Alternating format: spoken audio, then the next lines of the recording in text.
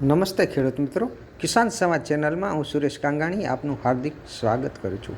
ખેડૂત મિત્રો, સરકારે જે જમીન માપણી કરેલી હતી, પ્રમોગેશન કરેલી હતી, તેમાં અનેક પ્રકારની ભૂલો રહી જવા પામી હતી અને ખેડૂતો આ બાબતે હેરાન પરેશાન ખૂબ થયેલા છે અને તેમને અરજીઓ પણ આ માટે સુધારા માટે આપેલી છે, પણ એમાં મોટાભાગે કામગીરી ન થઈ હોય એવું દેખાઈ રહ્યું છે અને ખેડૂતો હાલમાં પરેશાન છે। તો સરકારે ફરી વખત એક આમાં કમર કસી છે અને જમીન માપણીમાં થયેલ ભૂલોને સુધારવા રાજ્ય સરકાર હજુ એક વધુ ધક્કો લગાવશે। શું છે વિગત, આગળ આપણે આ વિડીયોમાં જાણીએ। હવે આખા રાજ્યમાં એક સરખી પદ્ધતિ લવાશે, સીમાંકન સમિતિઓ બનશે, મામલતદારની મોબાઈલ મેજિસ્ટ્રેટ કોર્ટ સમિતિ વિખવાદનો અંત લાવવા કામ કરશે। ગુજરાતમાં થયેલી જમીન માપણી અને સર્વેમાં ખામીઓ હોવાનું કુલ 3 લાખથી વધુ અરજીઓ સરકારને મળી છે, જેમાં 7/12ના ઉતારામાં ખામી, ખોટા નકશા, જમીન માલિકોના નામમાં ભૂલ જેવા કિસ્સાઓ સામે આવ્યા છે। સરકારે સર્વે પાછળ એજન્સીઓને 400 કરોડ રૂપિયા ચૂકવ્યા છતાં ખામીઓ બહાર આવતા હવે સરકાર તેને સુધારવા એક વધુ ધક્કો લગાવવા જઈ રહી છે।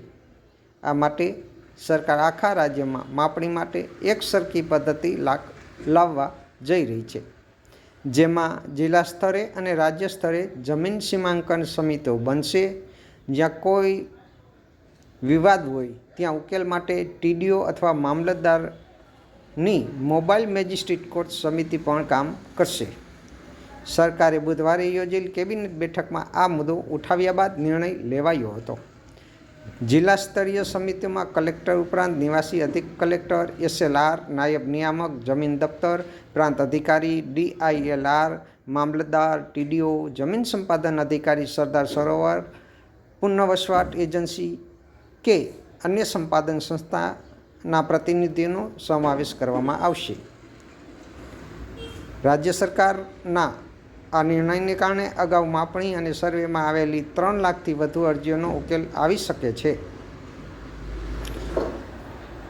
રાજ્યમાં જમીન સર્વેની કુલ પ્રગતિ, ગુજરાતમાં કુલ લગભગ 18,389 ગામો છે। લગભગ 12,562 ગામોમાં સર્વે રીસર્વે પૂર્ણ, આશરે 5,370 ગામોમાં કામ ચાલુ છે। લગભગ 457 ગામોમાં હજુ કામ શરૂ થયું જ નથી અને લગભગ 68-70% કામ થયું છે। અને જે સ્વામિત્વ યોજનાની વાત કરીએ તો ગુજરાતમાં 8,700થી વધુ ગામોમાં ડ્રોન સર્વે પૂર્ણ થયું છે। તેના આધારે 11.52 લાખથી વધુ પ્રોપર્ટી કાર્ડ આપવામાં આવ્યા છે।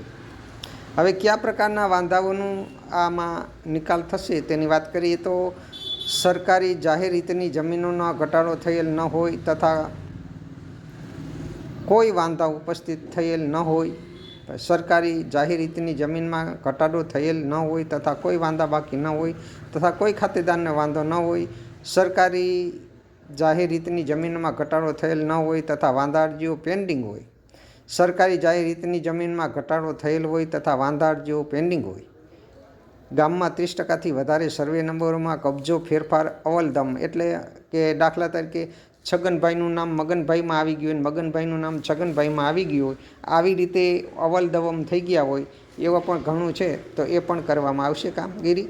પછી ગામમાં વાંધાઓ એક વિસ્તાર સુધી સીમિત હોય, 6.30%થી વધુ નંબરોમાં ક્ષેત્રફળમાં તથા કાસ્કેડિંગ ઇફેક્ટ્સ એટલે કે આકૃતિમાં વધુ ફેરફાર હોય, પ્રમોગેશન થયેલ ન હોય, તો આવા વાંધાઓની કામગીરીમાં આ કિસ્સાઓમાં કામગીરી થશે।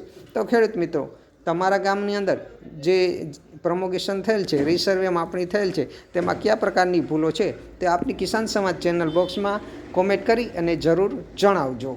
અને કિસાન સમાજ ચેનલને હજુ સુધી જો તમે સબસ્ક્રાઈબ ન કરી હોય તો સબસ્ક્રાઈબ કરજો।